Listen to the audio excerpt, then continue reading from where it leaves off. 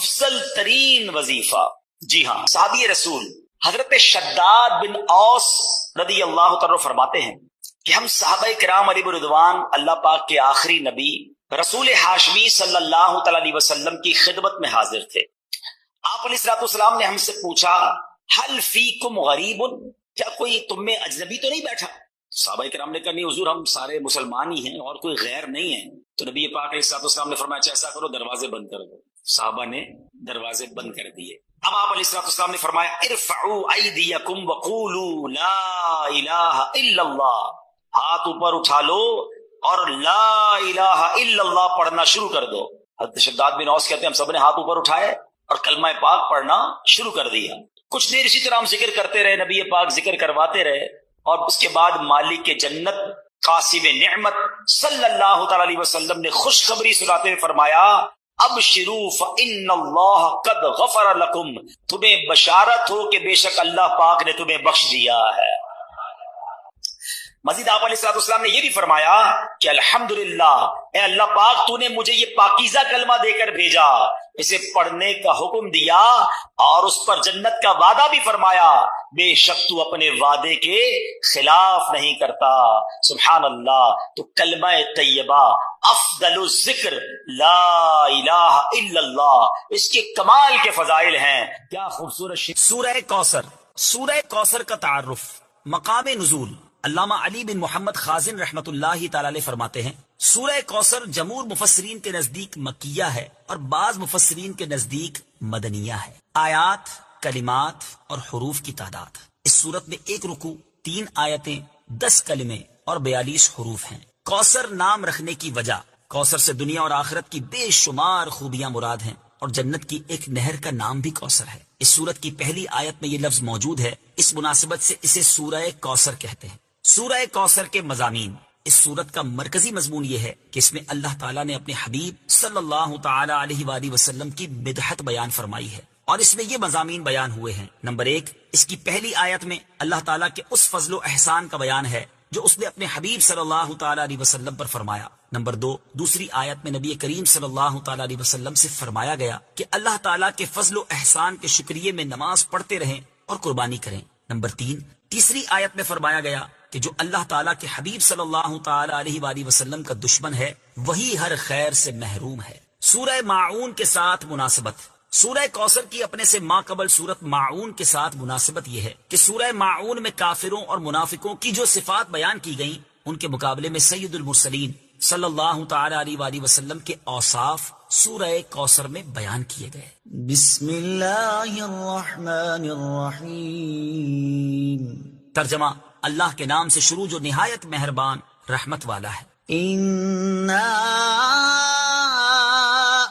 أعطيناك الكوثر فصل لربك وانحر إن شانئك هو الأبتر.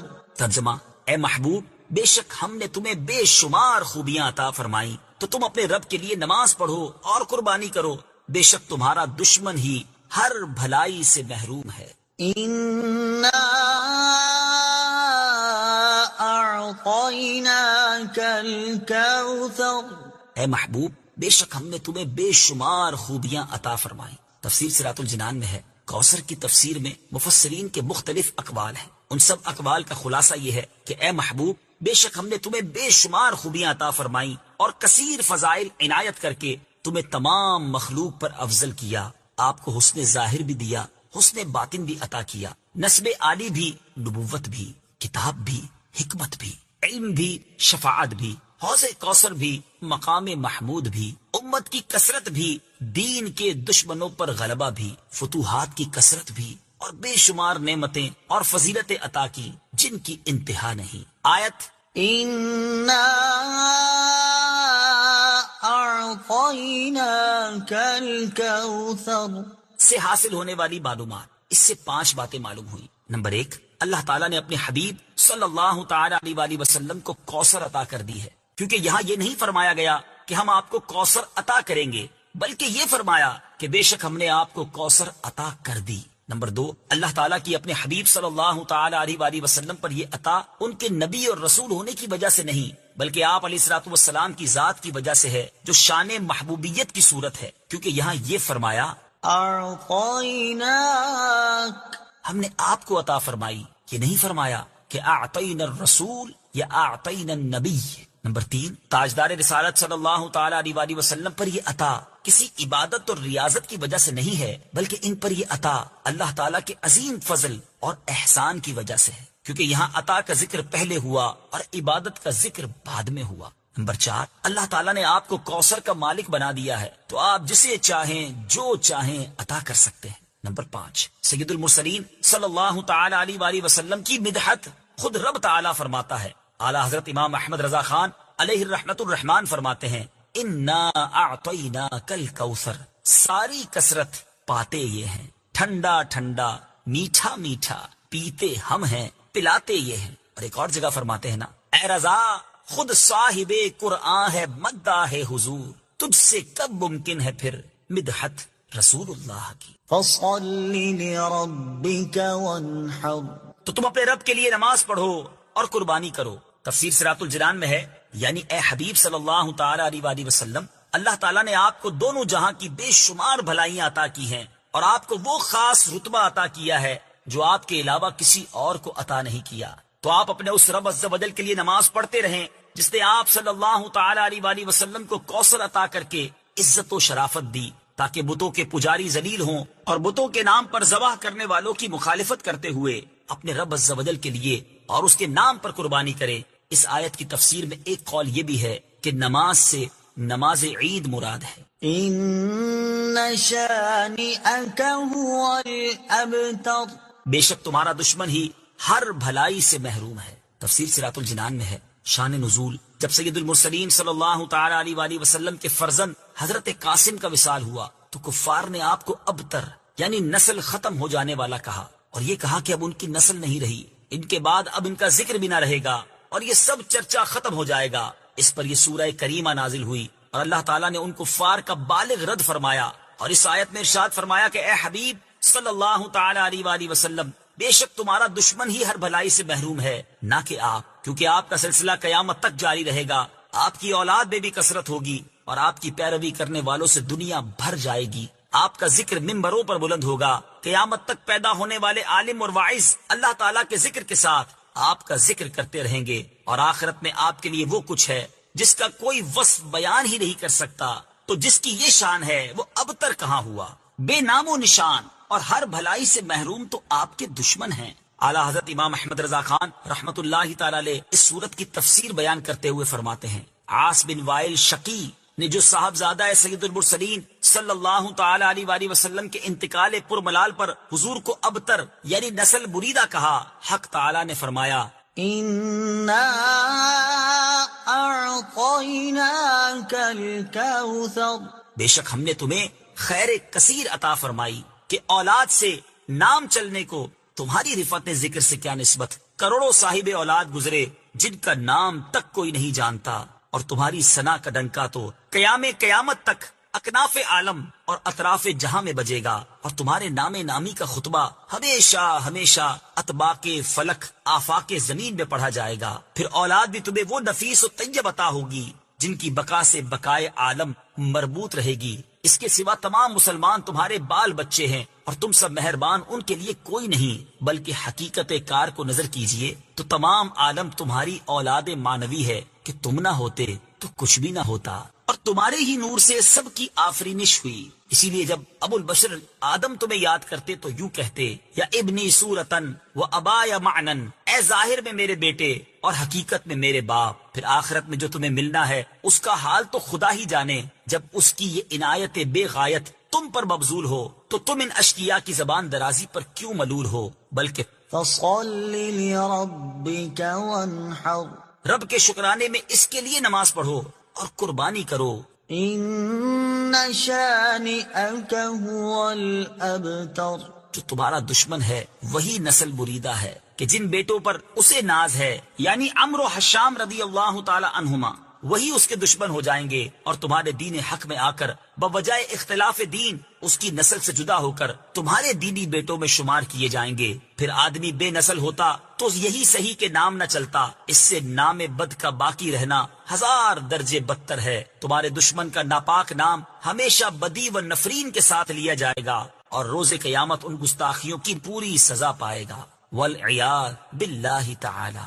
اس سے معلوم ہوا کہ حضور پر نور صلی اللہ تعالی علیہ وآلہ وسلم کا اللہ تعالیٰ کی بارگاہ میں مقام اتنا بلند ہے کہ ان کے گستاخ کو اس کی گستاخی کا جواب خود رب تعالیٰ دیتا ہے۔ سورہ تکاثر۔ سورہ تکاثر کا تعارف۔ مقام نزول۔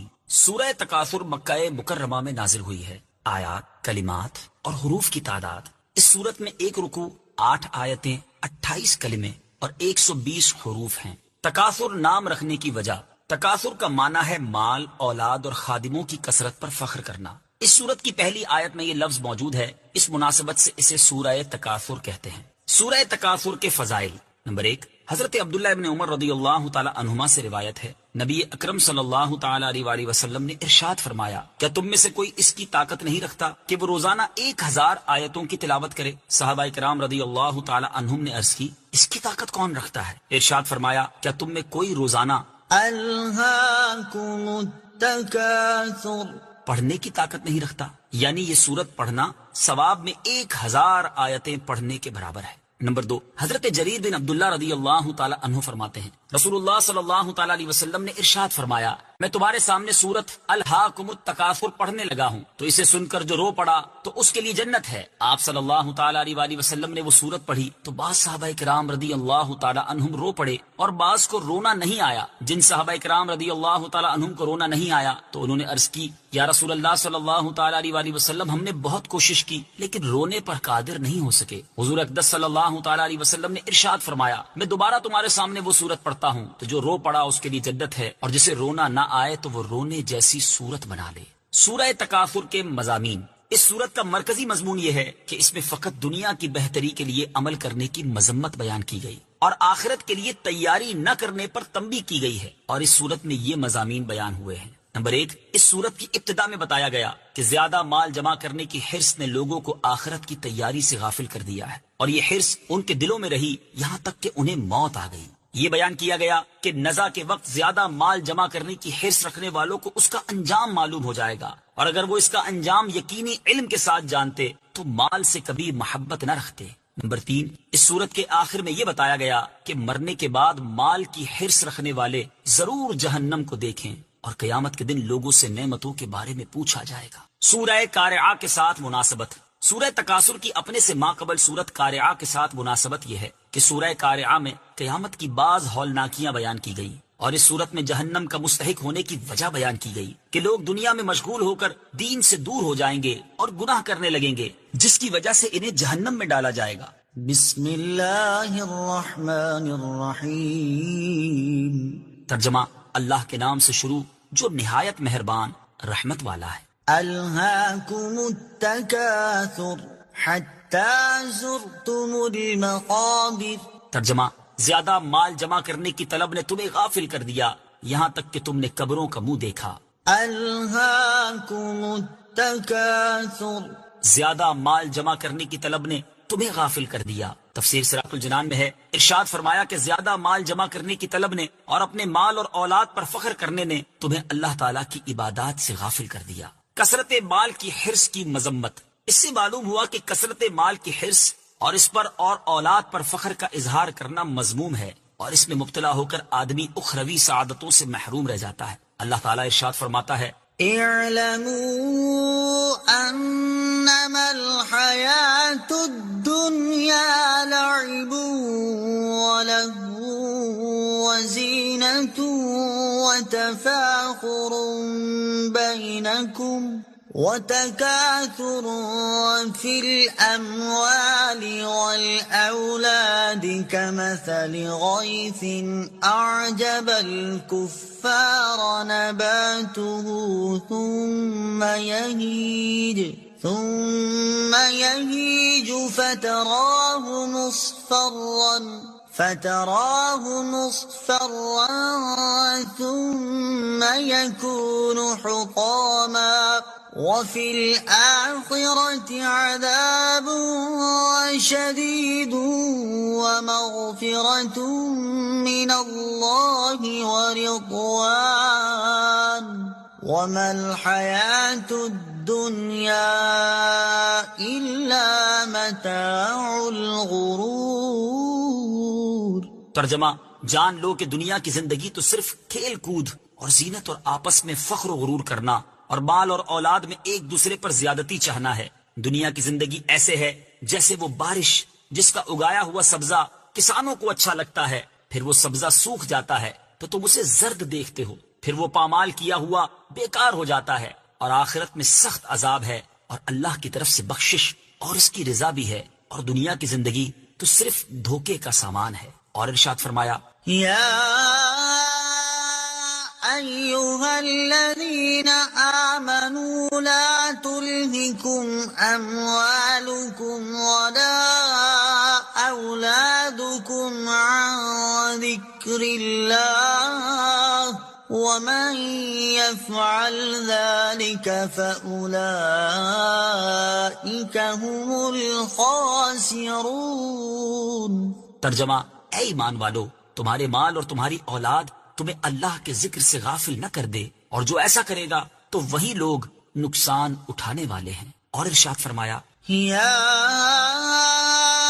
أيها الذين آمنوا إن من أزواجكم وأولادكم عدوا لكم فاحذروهم وَإِن تَعْفُوا وَتَصْفَحُوا وَتَغْفِرُوا فَإِنَّ اللَّهَ غَفُورٌ رَّحِيمٌ۔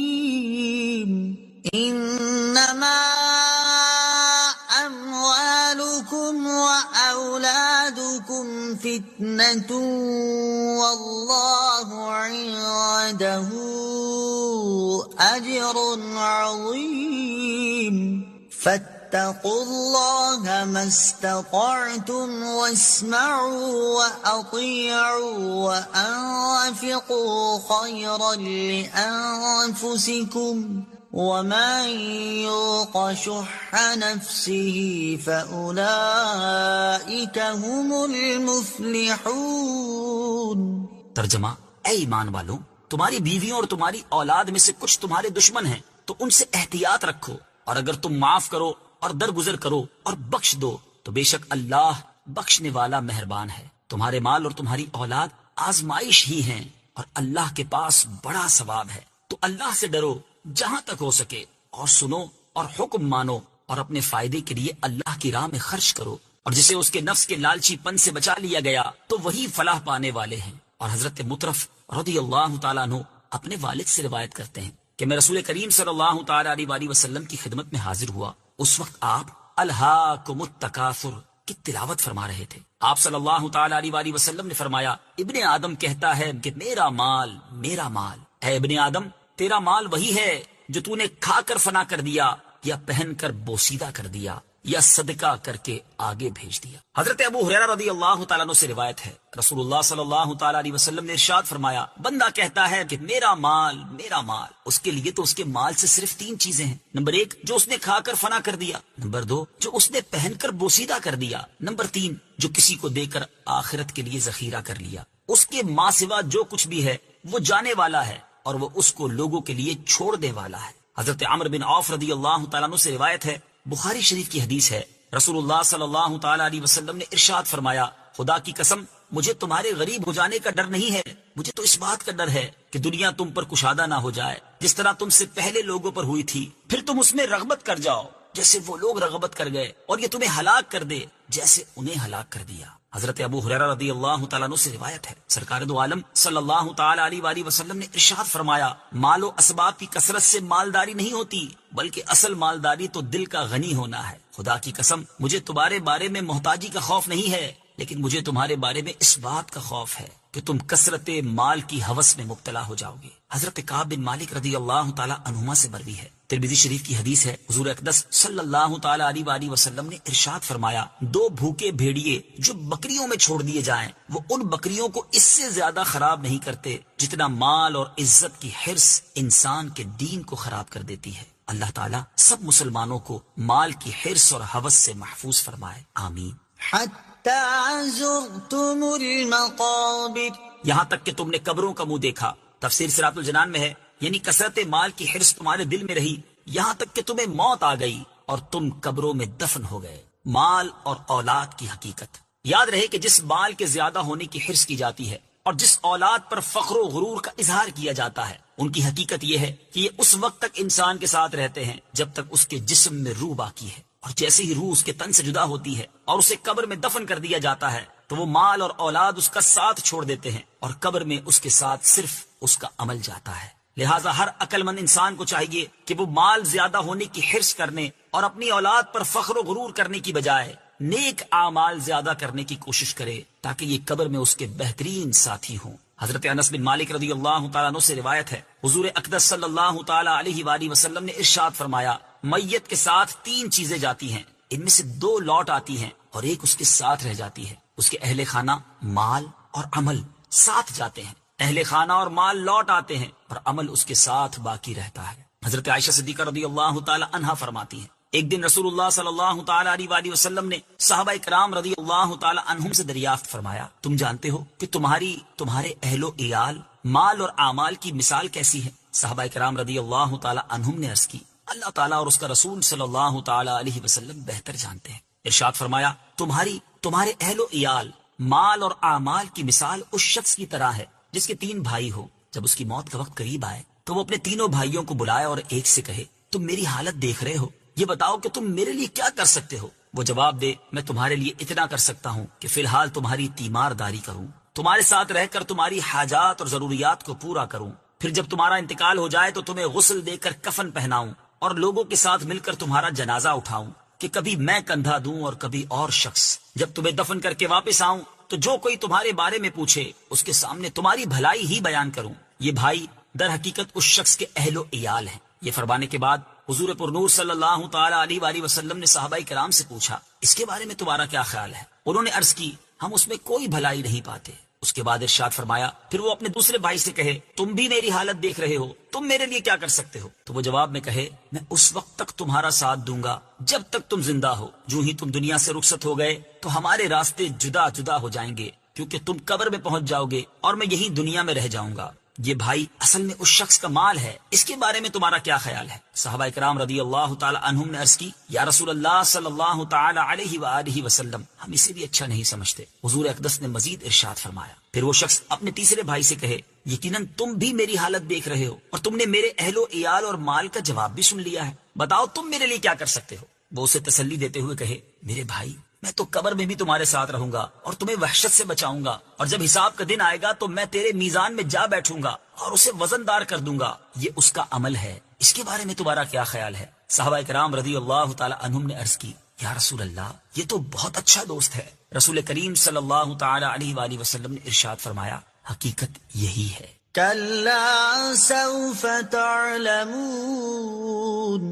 ثم كلا سوف تعلمون كلا لو تعلمون علم اليقين لترون الجحيم ثم لترونها عين اليقين ثم لتسألن يومئذ عن النعيم۔ ترجمہ، ہاں اب جلد جان جاؤ گے، پھر یقیناً تم جلد جان جاؤ گے۔ یقیناً اگر تم یقینی علم کے ساتھ جانتے تو مال سے محبت نہ رکھتے، بے شک تم ضرور جہنم کو دیکھو گے، پھر بے شک تم ضرور اسے یقین کی آنکھ سے دیکھو گے، پھر بے شک ضرور اس دن تم سے نعمتوں کے متعلق پوچھا جائے گا۔ كلا سوف تعلمون، ہاں اب جلد جان جاؤ گے۔ تفسیر صراط الجنان میں ہے۔ اس آیت اور اس کے بعد والی 5 آیات کا خلاصہ یہ ہے کہ اے لوگو، ہاں اب نزا کے وقت کثرت مال کی حرص اور اولاد پر فخر و غرور کرنے کے برے نتیجے کو جلد جان جاؤ گے، پھر یقیناً تم قبروں میں جلد جان جاؤ گے۔ یقیناً اگر تم مال کی حرص کا انجام یقینی علم کے ساتھ جانتے تو مال کی حرص میں مبتلا ہو کر آخرت سے غافل نہ ہوتے۔ بے شک تم مرنے کے بعد ضرور جہنم کو دیکھو گے، پھر بے شک تم ضرور اسے یقین کی آنکھ سے دیکھو گے، پھر بے شک ضرور قیامت کے دن تم سے ان نعمتوں کے بارے میں پوچھا جائے گا جو اللہ تعالیٰ نے تمہیں عطا فرمائی تھی، جیسے صحت، فراغت، امن، عیش اور مال وغیرہ، جن سے تم دنیا میں لذتیں اٹھاتے تھے۔ اور ان کے بارے میں یہ پوچھا جائے گا کہ یہ چیزیں کس کام میں خرچ کی، ان کا کیا شکر ادا کیا، اور ان نعمتوں کا شکر ترک کرنے پر انہیں عذاب کیا جائے گا۔ قیامت کے دن ہر نعمت کے بارے میں پوچھا جائے گا۔ اس سورت کی آیت نمبر 8 سے معلوم ہوا کہ قیامت کے دن ہر نعمت کے بارے میں سوال ہوگا، چاہے وہ نعمت جسمانی ہو یا روحانی، ضرورت کی ہو یا عیش و راحت کی، حتیٰ کہ ٹھنڈے پانی، درخت کے سائے اور راحت کی نیند کے بارے میں بھی سوال ہوگا۔ اللہ تعالیٰ ارشاد فرماتا ہے، وَلَا تَقْفُ مَا لَيْسَ لَكَ بِهِ عِلْمٌ إِنَّ السَّمْعَ وَالْبَصَرَ وَالْفُؤَادَ كُلُّ أُولَئِكَ كَانَ عَنْهُ مسؤولا۔ ترجمہ، اور اس بات کے پیچھے نہ پڑ جس کا تجھے علم نہیں، بے شک کان اور آنکھ اور دل ان سب کے بارے میں سوال کیا جائے گا۔ اور حضرت ابو ہریرہ رضی اللہ تعالیٰ عنہ فرماتے ہیں، ترمذی شریف کی حدیث ہے، جب یہ آیت ثم لتسألن يومئذ عن النعيم نازل ہوئی تو صحابہ کرام نے عرض کی، یا رسول اللہ صلی اللہ تعالی علیہ وآلہ وسلم، ہم سے کس نعمت کے بارے میں پوچھا جائے گا؟ حالانکہ ہمارے پاس تو صرف یہی 2 سیاہ چیزیں یعنی کھجور اور پانی ہیں، دشمن حاضر ہے اور تلواریں ہمارے کندھوں پر ہیں۔ ارشاد فرمایا، ان قریب ایسا ہی ہوگا۔ حضرت ابو ہریرہ رضی اللہ تعالی عنہ سے روایت ہے، ترمذی شریف کی حدیث ہے، رسول اللہ صلی اللہ تعالی علیہ وآلہ وسلم نے ارشاد فرمایا، قیامت کے دن بندے سے سب سے پہلے نعمت کے بارے میں سوال ہوگا۔ اس سے پوچھا جائے گا، کیا ہم نے تمہیں جسمانی صحت نہ دی اور ٹھنڈے پانی سے سیراب نہ کیا؟ حضرت عبداللہ ابن مسعود رضی اللہ تعالی عنہ سے روایت ہے، ترمذی شریف کی حدیث ہے، نبی کریم صلی اللہ تعالی علیہ وآلہ وسلم نے ارشاد فرمایا، قیامت کے دن انسان کے قدم نہ ہٹیں گے حتیٰ کہ اس سے 5 چیزوں کے بارے میں سوال کیا جائے۔ نمبر 1، اس کی عمر کے بارے میں کہ کس چیز میں خرچ کی۔ نمبر 2، اس کی جوانی کے بارے میں کہ کس کام میں گزری۔ نمبر 3 اور 4، اس کے مال کے بارے میں کہ کہاں سے کمایا اور کہاں خرچ کیا۔ نمبر 5، اس کے علم کے بارے میں کہ اس پر کتنا عمل کیا۔ اللہ تعالیٰ ہر مسلمان کو اپنی نعمتوں کا شکر ادا کرنے کی توفیق عطا فرمائے، اور ہر مسلمان کو چاہیے کہ وہ یہ دعا مانگا کرے۔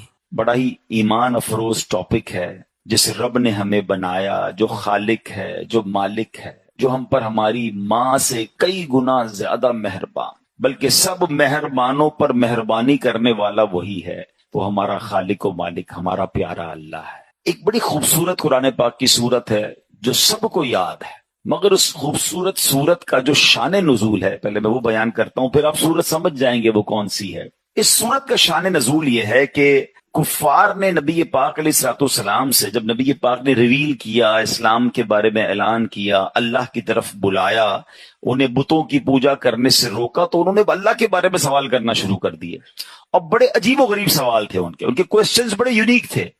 وہ کہتے ہیں کہ کوئی کہتا اللہ کا نسب کیا ہے، تو اس کے خاندان کیا ہے؟ کوئی کہتا کہ وہ سونے کا ہے یا چاندی کا ہے، وہ لوہے کا ہے یا لکڑی کا ہے، کس چیز کا ہے، وہ کھاتا کیا ہے، پیتا کیا ہے، ربوبیت اس کو کیسے ملی، کسی ورثے میں ملی ہے اسے، اور اس کا وارث کون ہوگا؟ عجیب عجیب ان کے سوالات تھے۔ اللہ کریم نے ان سب کا جواب دینے کے لیے قرآن پاک کی یہ سورت نازل فرمائی۔ اب یہ سورت کون سی بتاتا ہوں، مگر پہلے اس سے ایک اور اس سورت کی فضیلت بیان کر دیتا ہوں کہ حضرت عائشہ صدیقہ رضی اللہ تعالیٰ عنہ فرماتی ہیں کہ نبی پاک علیہ الصلوۃ والسلام نے ایک لشکر روانہ کیا جہاد کے لیے، اور ایک شخص تھے اس میں، وہ اپنے ساتھیوں کو اس میں نماز پڑھاتے تھے، تو روزانہ نماز میں، ہر نماز میں سورہ فاتحہ کے بعد یہی والی سورت پڑھتے تھے۔ جب لشکر واپس آیا تو نبی پاک علیہ الصلوۃ والسلام سے کسی نے بات ذکر کر دی، حضور یہ جو ہمارے امام صاحب تھے یہ تو ہر نماز کی ہر رکعت میں سورہ فاتحہ کے بعد یہی سورت پڑھتے تھے۔ تو پیارے آقا علیہ الصلوۃ والسلام نے انہیں بلایا، فرمایا اس سے پوچھو کیوں ایسا کرتے تھے؟ تو جب لوگوں نے ان سے پوچھا، فرمایا یہ سورت تو رحمان کی صفت ہے، اس وجہ سے مجھے بڑی پسند ہے، میں پڑھنا پسند کرتا ہوں۔ تو نبی پاک نے فرمایا کہ اسے بتا دو کہ اللہ تعالیٰ بھی اس سے محبت فرماتا ہے۔ یہ ایسی صورت ہے کہ جو اس سے محبت کرتا ہے، جو اس کو زیادہ پڑھتا ہے، اسے رب بھی محبت فرماتا ہے۔ ہائے ہائے، نبی پاک علیہ الصلوۃ والسلام سے ایک شخص نے عرض کی حضور مجھے اس صورت سے بڑی محبت ہے، تو اللہ کے حبیب فرماتے ہیں اس کی محبت تجھے جنت میں داخل کر دے گی۔ ہائے ہائے، اب جاننا چاہیں گے کون سی صورت ہے؟ سمجھ تو گئے ہوں گے آپ، وہ سورہ اخلاص ہے۔ اللہ کریم کی صفات کا بیان، اللہ کریم کا جو یوں سمجھے کہ رب کیا ہے، کون ہے، انٹروڈکشن جو ہے جس پیارے انداز میں اللہ کریم نے فرمایا۔ اب اس میں ایک عشق والی بات بھی سن لو، علماء نے بڑی پیاری بات کی کہ اس میں اللہ یہ بھی تو فرما سکتا تھا هو اللہ احد اللہ الصمد، اللہ ایک ہے، اللہ بے نیاز ہے، یہ کل هو اللہ احد کیوں کہا گیا؟ یہ بڑی عشق والی بات ہے۔ اللہ نے اپنا ذکر بھی اپنے حبیب کی زبان سے کروایا ہے، بلکہ بڑی پیاری بات ہے نا کہ وہ ایک شعر آپ سنتے ہوں گے کہ دساں کی میں مصطفیٰ دی کیڈی سونی شان ہے، آپ دی تعریف وچ سارا ہی قرآن ہے۔ تو لوگ کہتے ہیں سارا ہی قرآن نبی پاک کی تعریف میں ہے، یا نبی پاک کا ذکر ہے۔ سورہ اخلاص میں اللہ کے نبی کا تعارف بتاؤ کہاں ہے؟ اللہ کے نبی کا ذکر کہاں ہے؟ یہ تو اللہ کا ذکر ہے۔ تو جن کی آنکھیں کچھ اور دیکھتی ہیں وہ کچھ اور دیکھتی ہیں۔ عشق والوں کو تو صاف صاف نظر آ رہا ہے کہ رب اپنی ربوبیت کا اعلان بھی کر رہا ہے تو محبوب کی زبانی کر رہا ہے، اے محبوب کہہ دو اللہ ایک ہے، انہیں سمجھا دو اللہ بے نیاز ہے، کل کہہ کے اپنی بات بھی لب سے تیرے سنی، اللہ کو ہے کتنی تیری گفتگو پسند۔ اللہ کے حبیب کو رب نے ارشاد فرمایا محبوب ان سے کہیے، سوال کر رہے نا آپ سے، آپ ہی نے جواب دیجئے۔ اور اب وہ جواب کیا ہے؟ کیا کمال کی صورت ہے، توحید الہی کا شاندار بیان ہے، اللہ کریم کی ذات کی زبردست یوں سمجھے کہ تعارف ہے۔ اللہ فرماتا ہے قل هو اللہ احد اللہ الصمد لم یلد ولم یولد ولم یکن لہ کفوا احد۔ تم فرماؤ اللہ ایک ہے، اللہ بے نیاز ہے، نہ اس نے کسی کو جنم دیا اور نہ وہ کسی سے پیدا ہوا اور کوئی اس کے برابر نہیں ہے۔ یہ عقیدہ توحید کو پکار پکار کر یہ سمجھے بیان کرنے والی یہ سورت ہے، اور اللہ کرے یہ ہمارے دل میں نقش ہو جائے۔ میں اس سورت کے بارے میں کچھ عرض کرتا ہوں، لیکن پہلے میں اس کی کچھ فضیلتیں بھی بتا دوں، اس کو اپنا ورد بنا لیں۔ تو اب اس سورت کی فضیلت کیا ہے پہلے یہ سن لیتے ہیں، پھر اس کو ڈیفینیشن کی طرف آتے ہیں۔ سبحان اللہ، حضرت ابو سعید خدری رضی اللہ تعالیٰ عنہ راوی ہیں، نبی پاک علیہ الصلوۃ والسلام نے ارشاد فرمایا کیا تم میں سے کوئی اس سے عاجز ہے کہ وہ رات میں قرآن مجید کا تہائی حصہ پڑھ لے؟ 1/3 آف قرآن ہے تم میں سے کوئی جو پڑھ سکے؟ تو صحابہ کرام نے عرض کی کہ حضور یہ بات تو مشکل معلوم ہو رہی ہے۔ عرض کی یا رسول اللہ ہم میں سے کون اس کی طاقت رکھتا ہے؟ تو پیارے آقا علیہ الصلوۃ والسلام نے فرمایا سورہ اخلاص تہائی قرآن کے برابر ہے، یعنی اگر کوئی 3 بار سورہ اخلاص پڑھ لے نا تو اسے پورا قرآن پڑھنے کا ثواب ملتا ہے۔ پورے 3 منٹ نہیں لگتے۔ اگر یہ سیکنڈوں اور منٹس کی اہمیت پتہ چل جائے نا، جن کے گھنٹوں موبائل پر فضول گزر رہے ہیں، گھنٹوں جناب گپ شپ پہ گزر رہے ہیں، کھانے کی ٹیبل پر بیٹھتے تو اٹھتے نہیں، چائے پیتے تو کھڑے نہیں ہوتے، اتنی ٹائم ہے ہمارے پاس۔ جس کو سمجھ آ جائے کہ میں 3 منٹ میں پورے قرآن پاک پڑھنے کا ثواب حاصل کر سکتا ہوں، اور میرے نبی کا وعدہ ہے نا تہائی قرآن کے برابر ہے، تو پڑھتے رہا کریں۔ اور اس میں اللہ کا ذکر بھی ہے، اللہ کی شان کا ذکر بھی ہے۔ بندہ اگر اس ترجمے کے ساتھ پڑھے تو محبت الہی اور انکریز ہوتی ہے اور اللہ پر یقین بڑھ جاتا ہے۔ آج کے دور میں تو توحید پر، ایگزسٹنس آف اللہ سبحانہ و تعالیٰ پر بار بار ذکر کرنے کی حاجت ہے۔ انفارچونیٹلی آج کل ایتھیزم اتنا بڑھایا جا رہا ہے ہمارے اسکول میں، ہمارے کالجز میں، جناب تعلیمی اداروں میں۔ پہلے تو ہم بیرون ملک کے بارے میں سنتے تھے، اب تو معاذ اللہ پاکستان میں بھی یہ سننے کو مل رہا ہے کہ بڑی سازش کے تحت ایسے کوسچن نوجوانوں کے ذہنوں میں کریٹ کیے جاتے ہیں کہ وہ کنفیوز سے نظر آتے ہیں۔ چونکہ علم سے دور ہیں، علماء سے دور ہیں، قرآن سے دور ہیں، تو پھر خود ہی جناب ان کے ذہنوں میں سوال آتے ہیں۔ آج انشاءاللہ اللہ تبارک و تعالیٰ کی شان، اللہ خالق و مالک ہے، اس کے دلائل بھی سنیں گے اور ہمارے ایمانوں کو اور مضبوط کریں گے۔ اب آئیے ذرا اس سورت کے بارے میں پہلے سمجھتے ہیں۔ یاد رہے کہ قل هو اللہ احد، کہو اللہ ایک ہے۔ عرب میں کفار کی بہت ساری قسمیں تھیں، دہریہ، مشرک، اللہ تعالیٰ کی صفات کے منکر، اللہ تعالیٰ کے لیے اولاد ماننے والے، معاذ اللہ الگ الگ قسم کے وہ कुफ्फार थे।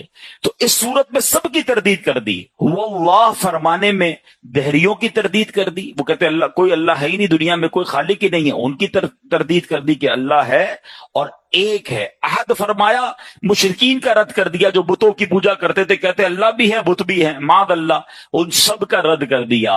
और फिर अल्लाह अकबर, बकिया आयात में बकिया कुफ्फार का रद्द किया। वो अल्लाह एक है, रबूबियत और उलूहियत में अजमत और कमाल की सिफात के साथ मौसूफ है, उसकी ना कोई मिसल है, ना नजीर है, ना शबी है, उसका कोई शरीक नहीं है। फिर आगे फरमाया अल्लाहु समद, अल्लाह बेनियाज है, खाने पीने से बेनियाज है, हमेशा है, हमेशा रहेगा, किसी काम में किसी का हाजतमंद नहीं है। और आगे फरमाया लम यलिद वलम यूलद, ना उसने किसी को जन्म दिया ना वो किसी से पैदा हुआ। तो अब ये उन लोगों का रद्द है जो माद अल्लाह कभी हजरत ईसा को अल्लाह की औलाद मानते थे या फरिश्तों को अल्लाह की बेटियां मानते थे, उन सब का रद्द किया। अल्लाह की कोई औलाद नहीं, अल्लाह किसी से पैदा नहीं हुआ। फिर आगे फरमाया वलम यकुल्लहु कुफुवन अहद, और कोई उसके बराबर नहीं, ना जात में ना सिफात में, क्योंकि वो वाजिब है, खालिक है, बाकी सब मुमकिन मखलूक और हादिस हैं। इसकी सिफात जाती हैं, कदीम हैं, गैर महदूद हैं, जबकि मखलूक की जो सिफत होती है वो महदूद होती है, महदूद भी है, हादिस भी है, खत्म हो जाने वाली है। तो ये डिफरेंशिएट भी कर दिया गया कि अल्लाह का कोई सानी नहीं, कोई नजीर नहीं, उसका कोई हमता नहीं है, वो सबका खालिक और मालिक है। तो सूरह इखलास पुकार पुकार कर तौहीद के नगमे, तौहीद की दर्स जो है हमें उससे मिलता है। ऐ मेरे प्यारे इस्लामी भाइयों, आज अब समझना यह है कि इस्लाम का जो सबसे बुनियादी अकीदा है ना, यानी वन ऑफ द टॉप बुनियादी अकायद में से अहम और पहला नजरिया क्या है, वो अकीदा-ए तौहीद है। तौहीद तमाम अकायद की असल और जड़ है। जिस तरह दरख्त का वजूद शाख से नहीं होता, शाखें तो उगती रहती हैं, दरख्त का वजूद जड़ से होता है। मेरे और आपके ईमान की जो जड़ है ना, वो तौहीद इलाही है। याद रखिएगा, याद रखिए, अकीदा तौहीद पर ईमान लाए बगैर कोई मुसलमान नहीं हो सकता। जो लोग एक से ज्यादा खुदा होने के कायल हैं, अल्लाह पाक ने उनके कुफर का साफ ऐलान फरमाया। अल्लाह कुरान मजीद में इरशाद फरमाता है, लक़द कफ़रल्लज़ीना क़ालू इन्नल्लाह सालिसु सलासा वमा मिन इलाहिन इल्ला इलाहुन वाहिद, बेशक काफिर हैं वो जो कहते हैं अल्लाह तीन खुदाओं में का तीसरा है, और खुदा तो नहीं मगर एक खुदा। व इल्लम यंतहू अम्मा यकूलूना लयमस्सन्नल्लज़ीना कफरू मिनहुम अज़ाबुन अलीम, और फरमाया अगर अपनी बात से बाज ना आए तो जो उनमें काफिर मरेंगे तो जरूर उनको दर्दनाक अजाब पहुंचेगा। यानी कुफ्फार के लिए, अल्लाह को एक ना मानने वालों के लिए दर्दनाक अजाब रब ने खुद ऐलान फरमाया। अब मेरे प्यारे इस्लामी भाइयों, तौहीद, अब ये सवाल जहन में पैदा हो सकता है, यंगस्टर भी मौजूद हैं कि ठीक है ये बात तो समझ आ गई, हम बचपन से भी पढ़ रहे हैं कि 5 पिलर ऑफ इस्लाम है, उसमें पहला अकीदा तौहीद है। अब what is the definition of तौहीद? मैं आसान लफ्जों में आपको इसको भी डिफाइन कर देता हूं। तौहीद का माना है अल्लाह करीम की जात पाक को उसकी जात और सिफात में शरीक से पाक मानना, यानी अल्लाह की जात में कोई शरीक नहीं है और अल्लाह की सिफात में उसका कोई शरीक नहीं है। यानी जैसा अल्लाह है वैसा हम किसी को अल्लाह ना माने। अगर कोई अल्लाह पाक के होते हुए किसी दूसरे को अल्लाह तसव्वुर करता है तो वो जात में शिरक करता है। ये भी तौहीद से बाहर हो गया, मुशरिक हो गया। अच्छा, इल्म, समा यानी सुनना, इल्म, बसारत अल्लाह पाक की सिफात हैं। इन सिफात में किसी दूसरे को शरीक ठहराने वाला मुशरिक है, यानी जात में शरीक ठहराने वाला भी मुशरिक, और अल्लाह को जैसा रब है इबादत के लायक, ऐसा इबादत के लायक किसी को और को भी मानने वाला, ये भी मुशरिक हो जाएगा। ये तौहीद इलाही का मुनकिर और काफिर हो जाएगा। सबसे पहला अकीदा यह है कि अल्लाह एक ही है। पहले तो अब ये डिफीट करना होगा कि अल्लाह है और अल्लाह ایک ہی ہے, وہی عبادت کے لائق ہے, نہ اس کی ذات میں کوئی شریک ہے نہ اس کی صفات میں کوئی شریک ہے. دس از ایکچوئل ڈیفینیشن آف توحید جو ہمیں سمجھنی ہے. اب اس کو تھوڑا سا مزید آگے لے کر چلتے. علامہ ابراہیم بن محمد باجوری رحمۃ اللہ تعالی فرماتے ہیں اللہ پاک اپنی ذات اور صفات میں تنہا واحد ہے, یعنی اس کا کوئی نظیر نہیں ہے. ذات کے واحد ہونے کا یہ مطلب ہے کہ وہ اجزاء سے مل کر بنے ہونے میں پاک ہے. ٹھیک ہے نا, اس کی باڈی معاذ اللہ جیسے ہم اپنی باڈی ہوتی ہے ہم کہتے ہیں مختلف اجزاء سے مل کر بنی ہے, اللہ اس طرح اجزاء سے مل کر بننے سے پاک ہے.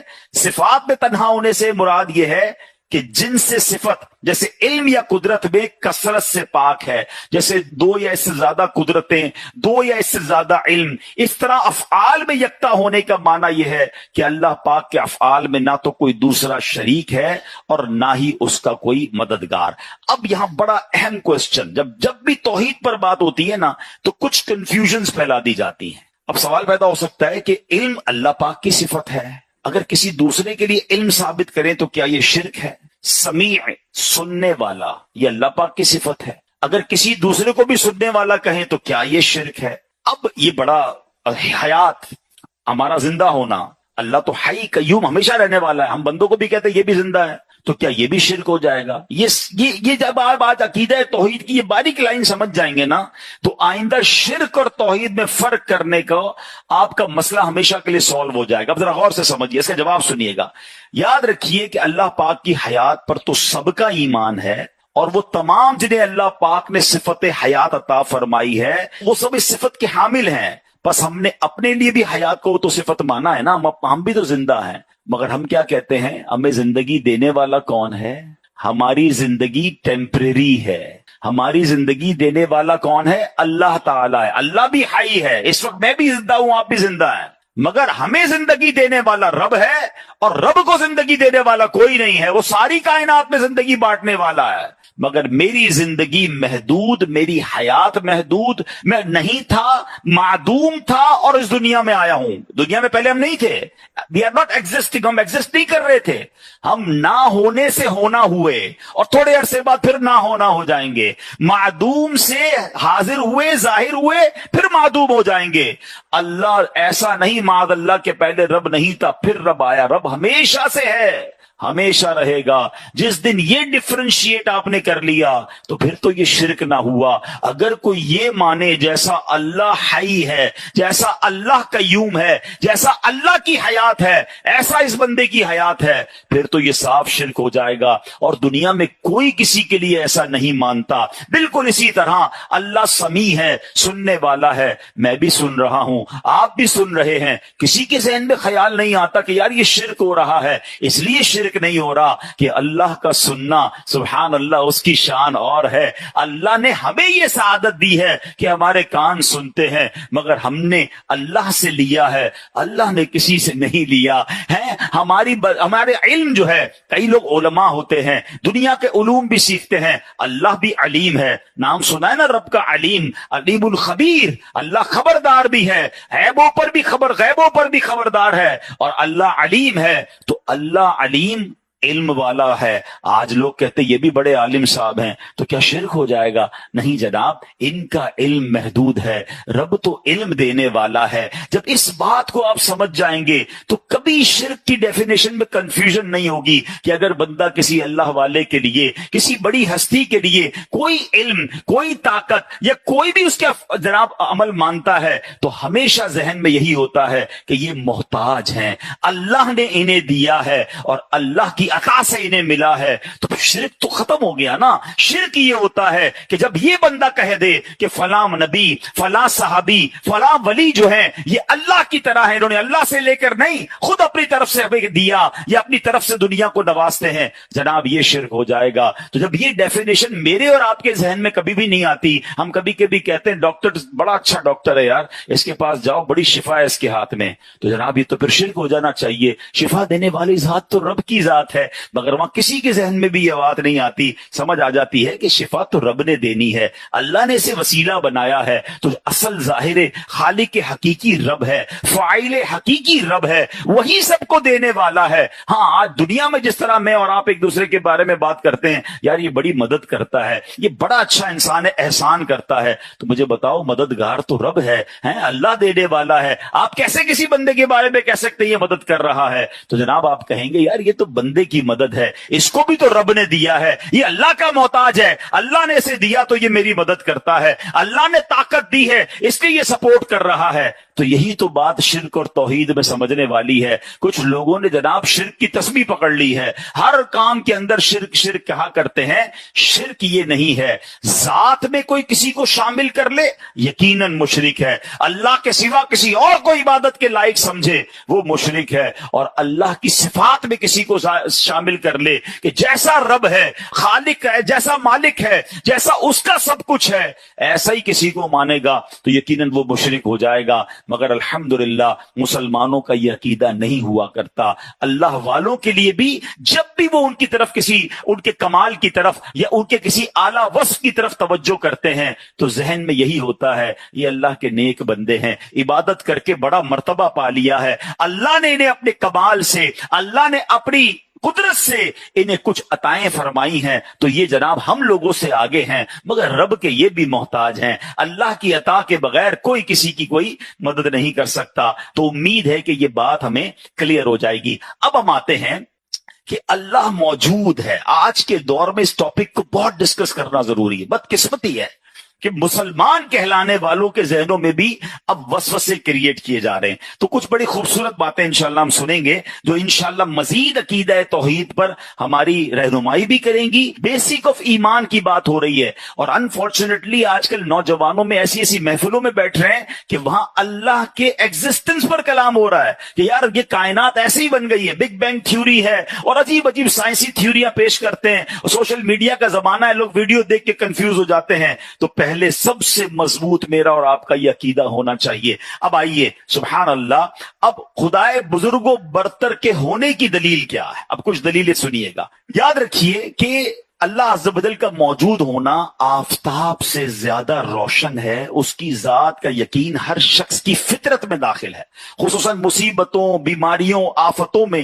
یہ انسان کی فطرت ہے کہ جب بڑی مصیبت میں آتا ہے نا, بڑے سے بڑا منکر بھی جو ہے نا وہ پھر اللہ کی طرف رجوع کر لیتا ہے کہ یار اب پھنس گیا ہوں, اب دعا کروں. اب کسی کو کہتا ہے اللہ سے دعا کر دو, اب اسے یاد آتا ہے کہ کوئی ہے خالق, کوئی ہے مالک جس کی طرف میں نے رجوع کرنا ہے. جب پریشان ہوتا ہے تو اسے رب کی یاد آتی ہے. اور تھوڑی سی عقل والا انسان بھی اگر صرف اس دنیا پر نظر کر لینا تو یقین کر لیتا ہے کہ بے شک یہ آسمان و زمین, یہ ستارے, یہ سیارے, انسان و حیوان, تمام مخلوق کسی نہ کسی کے پیدا کرنے سے پیدا ہوئی ہے. ارے آخر کوئی تو ہے جو انہیں پیدا کر رہا ہے, جس طرح چاہتا ہے اس میں تصرف کرتا ہے. کیونکہ جب ہم کسی تخت یا کرسی کو دیکھتے ہیں, مثال کے طور پر یہ میری ڈیسک ہے, آپ کسی بھی کرسی کو دیکھیں, دیکھتے ہی خیال کیا آتا ہے کہ اس کو کسی نے بنایا ہوگا, یہ خود بخود بن نہیں سکتی ہے. تو ذرا بتاؤ نا, اتنی بڑی دنیا, اتنا بڑا سسٹم جو بہت خوبصورت انداز میں چل رہا ہے, کیا کسی نے نہیں بنایا ہوگا؟ عرب کے ایک بدو نے بڑی پیاری مثال کے ذریعے بات سمجھائی. وہ کہتا ہے کہ اونٹ کی مینگنی دیکھ کر, اونٹ کی اگر کوئی راستے میں آپ کو مینگنیاں نظر آئیں تو سمجھ آ جاتا ہے کہ یہاں سے کوئی اونٹ گزر کر گیا ہے. قدموں کے نشان کو دیکھ کر سمجھ آ جاتا ہے کہ کوئی قدم سے چل کر یہاں سے گیا ہے. تو اللہ اکبر, وہ کہتے ہیں پھر ان برجوں والے آسمان, کشادہ راستے والی زمین کو دیکھ کر کیا اس کے بنانے والے کا خیال نہیں آتا کہ کوئی تو ہے جو نظام ہستی چلا رہا ہے, میرا خدا ہے. ارے اتنی بڑی کائنات, آج اس مسجد کا انتظام جب تک ہماری کمیٹی نہ بنے, جب تک اس کو کوئی لائٹ آن نہ کرے, جب تک جناب اے سی ٹائم پہ آن نہ ہو, جب تک صفائی نہ ہو, ایک روم والی مسجد, ایک چھوٹا سا ہال ہم سے مینج نہیں ہوتا. اتنی بڑی کائنات ہے جس کا نظام چل رہا ہے, وقت پہ صبح ہو رہی ہے, وقت پہ شام ہو رہی ہے. ارے سبحان اللہ, کوئی ایک منٹ تو کبھی ایسا ہو جائے کہ جناب آج افطار تو ہو گیا, سورج غروب نہیں ہوا. جس وقت لکھا اس وقت سورج غروب ہو رہا ہے, اس وقت سورج طلوع ہو رہا ہے. ارے کائنات کتنے نظم و ضبط کے ساتھ چل رہی ہے تو کوئی تو ہے جو نظام ہستی چلا رہا ہے، وہ میرا خدا ہے۔ ابھی آگے سنتے چلے جائیے۔ اب جناب لوگ کہتے ٹھیک ہے ایک نہیں معاذ اللہ، کچھ لوگ ایک سے زائد خدا کے جو ہے وہ قائل ہیں کہ جناب اللہ بھی ہے اور کچھ اور بھی خدا ہیں، معاذ اللہ۔ اب ذرا یاد رکھیے، ایک شہر میں دو بادشاہ نہیں ہو سکتے، ایک گاڑی کے دو ڈرائیور نہیں ہو سکتے، ایک ٹیم کے دو کپتان نہیں ہو سکتے، کیونکہ جب بھی آپ دو لوگوں کو اتھارٹی دیں گے تو آپس میں کلیش ہوگا، اور جب کلیش ہوگا تو سسٹم ڈسٹرب ہونا شروع ہو جائے گا۔ سبحان اللہ۔ اب ایسی بات کو میں نہیں کہہ رہا، اللہ نے قرآن میں بیان کیا، لو کان فیہما آلہۃ الا اللہ لفسدتا، فرمایا اگر آسمان و زمین میں اللہ کے سوا اور خدا ہوتے تو ضرور تباہ ہوتے، یعنی پھر لڑائی جھگڑا اور تباہی اور بربادی اس کائنات کی ہو جاتی۔ یہ ایک سسٹم کے تحت پوری کائنات کا چلنا پکار پکار کر بتا رہا ہے کہ ایک ہی خالق ہے، ایک ہی مالک ہے، اور وہی رب العالمین ہے۔ اب آگے چلیے، قرآن مجید کی ایک بہت خوبصورت آیت ہے، شہید اللہ انہ لا الہ الا ہو والملائکۃ واولو العلم قائما بالقسط۔ ترجمہ، اللہ نے گواہی دی کہ اس کے سوا کوئی معبود نہیں، اور فرشتوں نے اور عالموں نے انصاف سے قائم ہو کر۔ اب اس آیت کا شان نزول سنیے گا۔ ایک وقت ایسا تھا کہ ملک شام کے علماء سے دو افراد نبی پاک کی خدمت میں حاضر ہوئے۔ جب انہوں نے مدینہ طیبہ کو دیکھا تو ایک دوسرے سے کہا کہ نبی آخر الزمان صلی اللہ تعالی علیہ وسلم کے شہر کے بارے میں جو ہم نے اپنی کتابوں میں پڑھا تھا نا، یہ شہر تو ویسا ہی ہے،